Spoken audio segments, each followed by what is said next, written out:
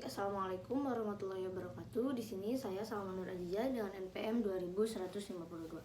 Nah, di sini kita akan melakukan penilaian kepada bayi jika mengalami pingsan. Nah, yang pertama kita cek kesadarannya terlebih dahulu. Nah, atau cek respon. Di sini kita menggunakan alat AVPU, alat verbal, pain dan unrespond. Kemudian panggil dengan suara D. Nah, suara yang nyaring dan jelas sambil nanti diselap bahu korban dengan rangsangan dan rangsang dengan nyeri dengan menekan dasar kuku dari pasien. Nah, seperti ini dengan rangsangan kuku. Lalu setelah itu, jika korban tidak merespon atau unresponsive, maka lakukan SAFE approach, berteriak minta tolong, segera berteriak memanggil bantuan, kemudian telepon darurat pelayanan kesehatan atau kode blue, dan usahakan mendapatkan AED atau automated defibrillase eksternal. Tolong atau kita langsung menelpon kepada puskesmas atau rumah sakit terdekat. Nah, baik, setelah itu kita pendekatan dengan hati-hati dan letakkan korban dengan posisi terlentang pada alas yang datar, yang keras dan juga datar dan bebas dari bahaya. Kemudian kita akan mengevaluasi dari korban. Nah, setelah itu kemudian yang selanjutnya kita akan menilai pernapasan dan sirkulasi secara stimulan, yaitu evaluasi dalam 6 detik maksimal 10 detik. Lihat dan dengarkan juga kita rasakan.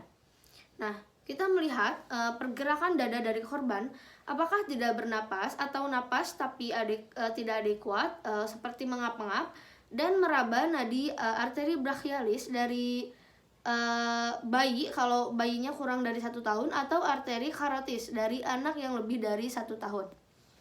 Nah, setelah itu secara stimulan, kemudian kita bila teraba nadinya, kemudian hitung nadi selama 6 detik. Lalu setelah itu kita akan dikalikan nanti dengan 10. Nah, bila tidak ada napas atau napasnya tidak adekuat atau disebut dengan gasping, dan nadinya itu kurang dari 60 kali per menit, disertai sama perfusi yang buruk seperti adanya pucat atau cyanosis, maka segera lakukan RJP. Dimulai dari kompresi dada yang diikuti dengan rasio kompresi dada ventilasi 30/2, yaitu untuk 1 penolong, atau 15/2 untuk 2 penolong. Ini dilakukan selama 5 siklus. Nah, kemudian yang selanjutnya kita cek untuk sirkulasinya. Nah, untuk lokasi kompresi dada pada 1 jari, yaitu di bawah garis imajiner sini. Nah, kemudian setelah itu untuk bayi yang kurang dari 1 tahun atau setengah bagian di bawah sternum. Nah, tidak ada precisus spiodeus atau costae, itu tuh pada anak lebih dari 1 tahun. Kemudian kedalaman kompresi minimal 1 sampai berbanding 3 diameter anterior posterior dada, 4 cm pada bayi atau 5 cm pada anak. Nah, teknik kompresi menggunakan 2 jari atau 2 ibu jari di usia 1 tahun, 1 atau 2 telapak tangan di usia lebih dari 1 tahun. Kemudian kita menyebutkan syarat kompresi dada yang baik, yaitu Fuspas 30/2, yaitu 100 sampai dengan 120 kali per menit. Kemudian tekan dengan keras 1/3 diameter anterior posterior, atau pada bayi 4 cm, kemudian anak 5 cm, kemudian lepaskan sepenuhnya atau recoil dada penuh, minimalkan gangguan dan hindari hipertensif. Seperti ini. 1, 2, 3, 4, 5, 6, 7, 8, 9, 10. 1, 2, 3, 4, 5, 6, 7, 8, 9, 20. 1, 2, 3, 4, 5, 6, 7, 8, 9, 30. Nah, setelah itu kita lihat untuk jalan napasnya. Kita lakukan manuver head, tail, and chest lead untuk membuka jalan napas. Kemudian membuka mulut korban menggunakan manuver cross finger untuk menilai adanya benda asing di mulut atau tidak. Setelah itu gunakan finger swab untuk mengeluarkan benda asing yang terlihat, atau menggunakan suction elektrik bila ada cairan berupa air liur, saliva atau darah dan lain-lain.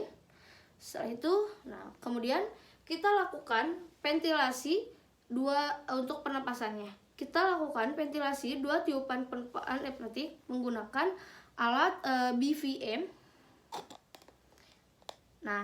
Atau bag valve mask ventilasi atau dari mulut ke mulut pada usia anak yang lebih dari 1 tahun. Kemudian untuk mulut ke mulut dan hidung itu untuk anak yang kurang dari sama dengan 1 tahun. Lalu setelah itu bila tidak ada BPM pernapasan itu 20-30 kali per menit untuk anak-anak. Biasanya 20 kali dan untuk bayi 30 kali. Kemudian dengan jarak antar satu napas yaitu 2-3 detik. Lalu kita akan menggunakan teknik E dan C clamps position saat menggunakan BVM dengan posisi penolong di atas kepala korban. Bila menggunakan mulut ke mulut atau mouth to mouth dan juga hidung, posisi head, tail, and chip ini akan tetap dipertahankan. Setelah itu untuk evaluasinya. Evaluasi korban dimulai dari nadi, napas, warna kulit, kesadaran, dan pupil setelah 5 siklus. Bila nadinya itu kurang dari 60 kali per menit, maka lakukan kembali RJP sebanyak 5 siklus dan segera pasang AED untuk mendeteksi di sini nanti AED-nya ada atau tidaknya shockable rhythm atau tidak. Setelah itu bila korban mulai bernapas namun tidak adekuat dan nadinya itu lebih dari 60 kali per menit, maka dilakukan bantuan napas 20-30 kali per menit. Pada anak-anak 20 kali dan pada bayi adalah 30 kali dengan jarak antar satu napas yaitu 2-3 detik. Setelah 2 menit kita evaluasi kembali. Bila korban masih tidak sadar, jalan nafas bebas dan bersih, nafas spontan adekuat, nadi normal, maka akan dilakukan recovery position. Baik. Setelah itu mungkin itu yang dapat disampaikan dan itu merupakan langkah-langkah yang harus dilakukan. Baik, terima kasih. Assalamualaikum warahmatullahi wabarakatuh.